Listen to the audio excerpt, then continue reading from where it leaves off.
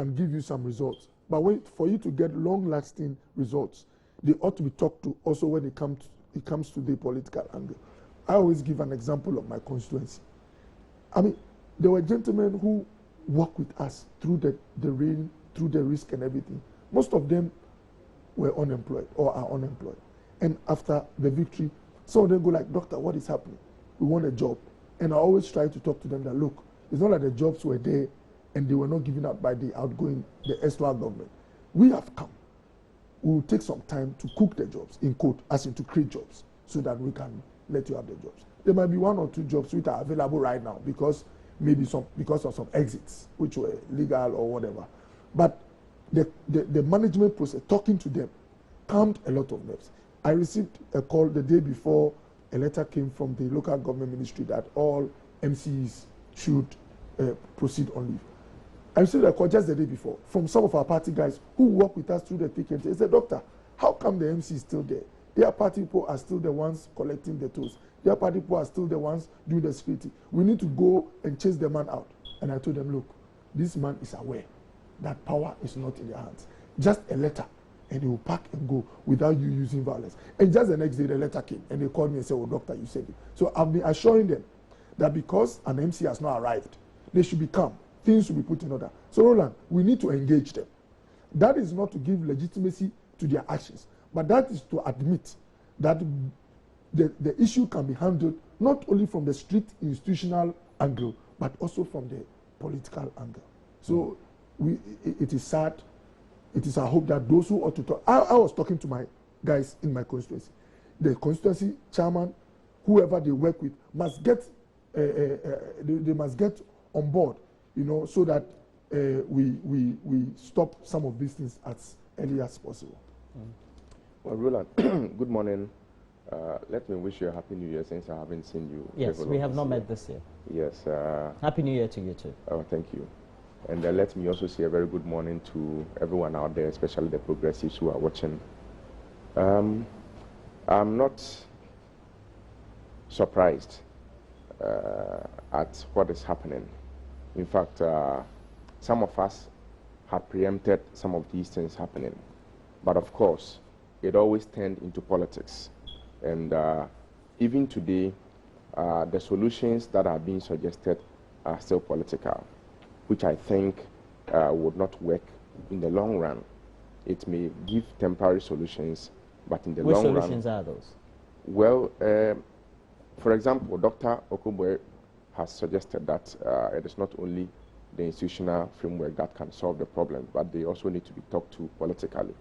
And in his submission, he has suggested that, even the people who are collecting tolls were NDC people. So the suggestion is that now the MPP people feel that because they have come, they would have to be the ones collecting the tolls. Now the question should be, should we put competent people in charge of civil, service, or should we put political people in charge of civil service? Should the person be sacked simply because he was put there by a previous government, so that the new government will put their people there? You understand? What's your position? I'll just arrive at my position. We from the PPP, we have always said, let's put competence first. So that is my position, obviously. But the point I'm trying to drum home is that over the years, we have built a culture that we need to unwrite that culture and remove it from our midst, because it is not helping us. It is totally creating confusion, because if our supporters have the view and the opinion that so long as their party is in government, whoever is doing any kind of job must give way for them to come and take charge of that job, then it means we are in trouble. Okay? My view is that if a new government comes, and if for any reason the old government has put its people in some places, can't we create other avenue and put our people there? Must we go and remove them before we put new people there? Then if you go and remove them and put new people there, you haven't solved the problem. Because if X number of people are unemployed and you come and you have to go and remove X number of people before you come and put your own X there, we have not solved the problem. And so that's why I came from the angle that we are even preferring political solutions, which I believe will not be in the interest of the state in the long run. Now, this Delta Force, vigilante groups, there's so much confusion. We have the Minister of Defense, we have the Minister of Security, we have the Minister of Interior. They are all able-bodied, competent people who have been put there in the words of the president. Why are we still having this problem? Okay, these are some of the reasons why since the formation of the PPP, we have always advocated for an independent prosecutor, different from the Attorney General, who is part of the government machinery. Because some of these things, they border on human feelings that merge into political, substances that cannot be dealt with, so long as the prosecuting authority ultimately answers to the Attorney General, who is also part of cabinet and a politician. Okay, so today we are talking of vigilante groups who have not only broken the law, but have gone to the extent of even disrespecting a court, threatening a judge, and sacking, certain people free who are supposed to go on remand. I don't see this happening in any serious country where laws are supposed to work. But as usual, we are unable to deal with it because, you see, the police, they are in a dilemma. They are unable to act decisively as they are supposed to act because they don't know what is going on, and they want a signal from the president. Okay, if I tell you they don't know what is going on, let me give you an example. These people, the party chairman himself has said, the people are protecting national property. That is a signal to the police. Then some MPs and people who matter in the ruling government are saying, but these people, you can't deal with them anyhow. They are our people. We brought them, and you can't go and deal with them anyhow you want. And the president is silent. Now, if you are the IGP, how would you act? Because your job is on the line. You go and act and you affect the sensibility of the president, you could be in trouble. Here is the case. The president is also openly quiet on the matter, and you don't know the direction to take, whether to act forcefully and deal with the matter or to stay away from politics and protect your job. And so even the solutions that are coming out, in my view, are political solutions, and they are not helping us. You see, we elect leaders because of times like this. We elect leaders to come and solve national problems.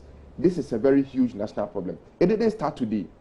It didn't start today, I must admit. It started even, in the days of Prof. Samuels, when they came and then they said, we have been in opposition for a long time. We need to go and seize toilets and so on and so forth to be able to make money. And we didn't deal with it.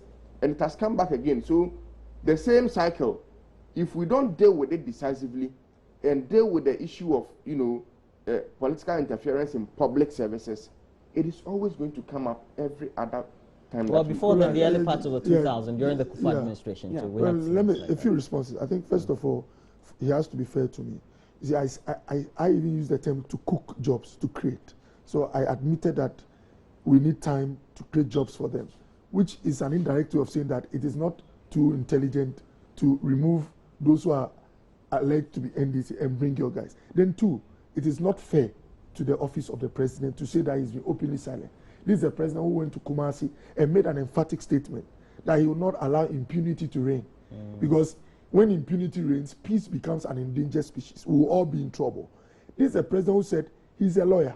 He's always advocated for the rule of law to be established. His party supporters go storm a court. Exactly. But you see, I know, when you are a general leading a battalion, you can have one or two soldiers who decide to defy. So the Delta Force and Invisible Force, they are the one or two soldiers. For them to apologize to the president and still go ahead and do what they did, they are more or less, in quote, a mutineer. It's like a rebel. But you see, when you have somebody engaged in rebellion, you don't straight away condemn the general. You have to wait for the general's response. You see, the Ministry of Interior together with the defense, they all made a press conference and said these gentlemen will be dealt with according to the law. And they even gave an instruction that if you think you belong to us, surrender yourselves.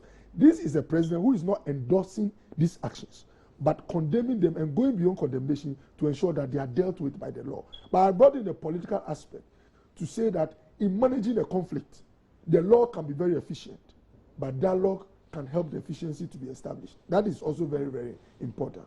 It's like having somebody belonging to the PPP. An important aspect is that for all conflict, especially even the most of dangerous conflict situations, you always have to engage. Exactly. Engagement is critical. Yes. So, and we're not in a conflict situation, but we're putting in the indicators which ultimately, if we leave unattended to, could lead to such situations. Like, and you still need to engage. And I'm sure it's what you're talking about. Yes, it's a quick example. We've had doctors, because I practice, so I give that. You've had doctors who've engaged in acts that led them to trouble, maybe to kill a patient or something. They are sometimes dealt with by disciplinary committee and even sanctioned or punished. But there are others who engage them to let them know that we know you mean well. Although we are taking you through this, all hope, like hope is not lost. It's part of the process. To let a fellow know that, that's why I say we have to talk to this. They work with us, it's true. But the fact that you invested. But is it not dangerous that I've been told that at least for each constituency they seem to have chapters? Is it true? No. You see, like I said, when you talk about invisible forces, it's a name given to our internal parties created. This Delta Force, I don't know the circumstances. So each constituency, by what numbers would they be? Rather, what we have can you give me, for example, Lejokuku? Can you give me, let's say, Invincible or Delta Force? We don't have Delta Force. No, we're not saying they are legal though, because even the Minister for International Security says that they are not legal. What I can just say is that as part of the party structure. But you've done campaigning. Oh, yes. So I'm asking you this morning, whether what raw figures can you summarily say? The chapters in your constituency are? We have 210 polling stations. Yes, sir. Even as part How many of them did you use to guard each of the polling stations? If you say to guard, it's like a paramilitary. Within the party, just as I have agents, I have those who write, those who record, statisticians. I also have those who help my gentlemen so that they are not intimidated. How many of them? I'm asking you. You said 210. 10. How many? So let me take it. Each of the police station has one. So that's 210 for Lejokuku. Yeah. And I know Ashanti is going to have more. Roland, so each of them, if they're supposed to hold allegiance to their informal grouping, you multiply that by 275 constituencies. Do you know that your numbers could even be half of the Ghana Police Service? I know. What we are trying to also intimate is that let's take them out. In the party, we have nobody. We go into elections. I'm a leader. We have a history where our people, when I say our people, not only us, the NDC can also say when we're in opposition, we have a history as a country. No, we're talking about you, the two parties. No, you see, maybe my brother in the future, if he also comes to government, the real problem is that we need the police to be really independent and professional. I've always said it. If you have a police that can be unbiased, very professional. Roland, I don't need, beyond planning for my elections in terms of administrative strategy, I don't need somebody to handle security for me. But you see, it's an institutional problem that we all must look at. When the IGP by the Constitution is sort of appointed by the president, that itself is a flaw. So you are saying that you, the politicians themselves, you render the Ghana Police Service that you want to be professional. But the Constitution is not the politician. It is a framework that we. But the politician has a certain conscious mind and can decide to do what is right. When they were drafting, whether the Constitution mandates it to do right or not. Some are entrenched. You are a citizen, not a spectator. We should all lead the campaign. I've said it. We are in government. But I've said it that the only way an IGP can act without looking over his shoulders over the years. If he has a security of tenure. Exactly. Because now he's appointed by, and that is why, look at what happened to our then candidate, President Akufo-Addo, where you had people pelting stones into his house and all that. So are you saying that the president, Nana Danko Akufo-Addo, has learned some lessons from that?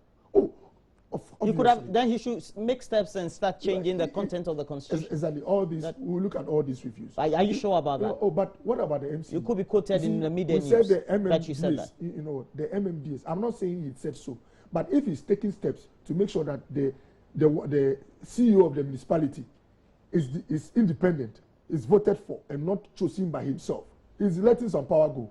You should trust such a president to also look at reforms for. But if we're going to have fresh charges and even more charges against these members of the groups, then it means that at least the IJP and the Ghana Police Service want to do something right. What about the president? Roland, the president. Roland, you see, when we are talking about some of these things, we should look at the nuances and the surrounding circumstances, okay? In a situation like this, with all due respect to the IGP, you don't allow the matter to be even dealt with in Kumasi. We all know what happens there. The people who live in Kumasi, ask them. They have their own, I don't get you. You say you should be dealt with. If the state If the state, which has a jurisdiction outside the... This is a crime, it can be tried by any high court. The IGP, if he wanted to take serious action against these people, should have transferred this matter from Ashanti region to Greater Accra by now. Knowing that we don't have invisible Imagine they were NDC people. Knowing that we don't have, what Delta forces? Imagine they were NDC people. Is it Delta Imagine forces? what would have happened to them. Meaning that we don't they have... would have been transferred to the BNI by now. Imagine they were NDC people. They would have been transferred to the BNI by now. I'm telling you that the IGP is afraid to take concrete steps because he doesn't know the political direction of where this thing is going. And that's why he's quiet. You see, if the president wants... the IGP is afraid. If the president wants... You are saying the IGP is afraid? Oh, yes. If the president... Are you saying the IGP is afraid? I have said that. If the president wants to be serious about this, he will not wait for him to go and meet with Asantehene before he goes and make a statement. Because we know that when there are crises, presidents can seize the moment to issue, statements or even make a national statement. You don't wait for a program and then you go and say something under the program. So you want the president to issue a fatwa? Just because exactly. He's commander of the... Of course, because this is something that is too dangerous. You see, he mentioned 210 police stations in his constituency. It means we could have about 29,000 of them in this country. That's what it means.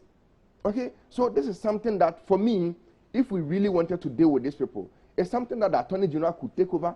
It could be brought to Accra for them to be properly investigated and kept at the BNI before they are taken to the court. You see, when we talk about criminal prosecution, whoever is prosecuting matters a lot.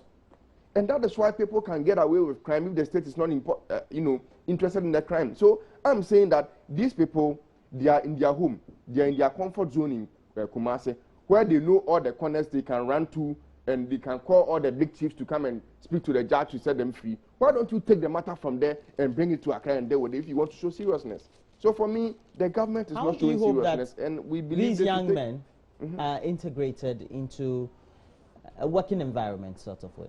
He said that they have to cook. I don't know how he got that word from his lexicon. That is okay. I mean, I have already said that if a government comes into power, and let's say a previous government has put its people in some places, for me, I don't think the best thing is for you to go and remove them and put your people there. So if they want to create new ones, they should go ahead and create and put them there. But you see, it comes back to a fundamental problem that we have in this country. Remember, the PPP has been saying we should have free and compulsory education, at least to senior high school. The reason being that most of these people who are going around, they are struggling to take charge of toilets and the rest because they know if they want to wait for the president to appoint, they will never get appointed because they don't have educational qualification. Therefore, they must fight for their own with their faith. Are you saying most of these groupings, go and check, their members don't have... You go and ask him and check. That's why they go and see toilet and the toll booths. Yes. And so they believe that if they want to wait for the normal order for the president to be doing appointments, they are not going to get some. Therefore, they must fight with their faith and take what they want. And that's what is happening. Dr. Okoboy, how do we cook up the jobs for them? What kind of jobs will be available for them? How do we integrate them? Now, if we have to do the integration also, how do you have a certain group of people who have a certain mindset politically to be put into neutral institutions? Let me say that, one of the reasons why the Estua government was voted out of power is the lack of opportunities for the youth in terms of jobs. And the expectations from our people, when I say our people, all Ghanaians, very high for jobs. But it's a process that must be managed. We need to engage Ghanaians and let them appreciate the fact that we are working to create jobs, like I use the word cook, with our party people inclusive. Because most of them, or some of them, were in the trenches with us, they might feel that because of the investment they've made with their lives and time, they deserve the jobs earlier than some other people. That can be looked at. But the critical issue is that we have to put in place some interventions to create jobs. Let me give an example. A private security company, invisible, our party people, like you said, let's say they know how to make sure that when we're having a program, nobody comes to interfere, security is fine. If there's a private security that is established, when I say this license, like the way we have Visico and all the rest, with appropriate structure, discipline and all that, and the company is established, most of these private securities, they go and work at what? In the private sector. Maybe multimedia will need one or two, like the way you have around and all that. The private sector needs to grow, more people need to establish for this private security also for them to get source or to get jobs. So it is a whole process. When you explain this to some of these Delta Force or whatever, they will then appreciate that, oh, you need some time to what? Create jobs for us. You understand? So that is what I mean by the engagement aspect. But if they engage, assuming without admitting that the engagement... But they want public jobs. What? Oh, but... They don't want to work in the private sector. No problem. You know what? And we must admit that in the public sector, there are jobs that are there for unskilled people, the untrained person. We have them. A cleaner, a security, an orderly. All these are jobs. I've worked in the public sector before. And some of them feel that immediately they should be put in there. That's where the education comes in. There is a budget, government budget. You can't just put, let's say, 300 untrained gentlemen into the Ministry of Communications for them to be put to a government role. We must make sure that there is a reason for putting them there. And Roland, that's why I talked about the engagement aspect. That is not to put legitimacy on their uncivilized and I don't know whether it's supposed to use the word criminal actions. Please, when you have one, you know, we've had reports of soldiers who go their way to misbehave in Takoradi, in Accra. Roland, the Ghana Army is a very professional institution. Can we say that because a soldier was caught in an unapproved act, the whole Ghana Army is in quote a useless institution? That is not it. We admit. So you are saying overall they are not. Because what they did, they did in their masses. As for their actions, I've condemned them unreservedly. No, how do you call it, limits put on it. But I'm also making you admit that the people we have who've worked hard for this party, yes, when it comes to security. But within the milieu of things, they don't need to exist. Oh, you know what? It is a process. I like because what by what framework are we allowing the political parties to make them exist? You know what? It's bad. It's bad for our security. Anyone who says it's bad, ideally it shouldn't be there. I'm choosing my expressions ideally. But because of the culture we have, we are in a country where when somebody is not in government, your life virtually, your security. Look, JB, may his soul rest in peace, who was killed in his home. Who do you go and hold responsible for the life of the gentleman? You say, I'm a politician. Assuming I was attacked twice by armed robbers. If I died, there's nobody in this country, my relatives can go and hold responsible for that. Our